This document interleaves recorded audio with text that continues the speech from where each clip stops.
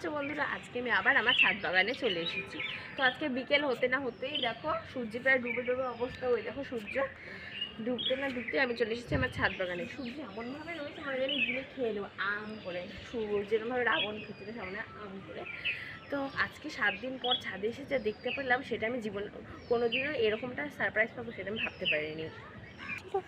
তো আমার কাছে তো পিঙ্ক এবং সাদা রঙের নয়নতারা আমি তোমাদের আগের অনেক ভিডিওতেই দেখিয়েছি।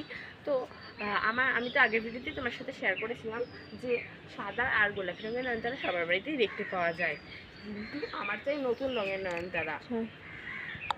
তো আমি আজকে গাছগুলোকে দেখছিলাম।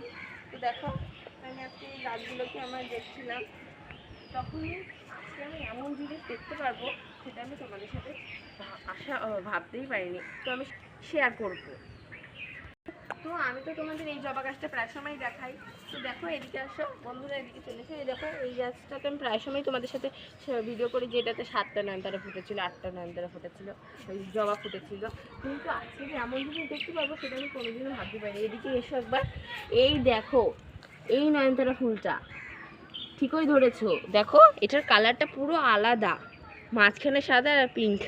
এই নয়নতারা গাছটা আমার সাথে কোথা থেকে এলো সেটা আমি জানি না, কিন্তু আমি এটা দেখে খুবই খুশি। আমি আলাদা নয়নতারা চাইছিলাম আর এই আলাদাটাই এসেছে। তো এই ভিডিওটা যদি ভালো লাগে অবশ্যই লাইক, একটা সাবস্ক্রাইব করে দেবেন। টাটা।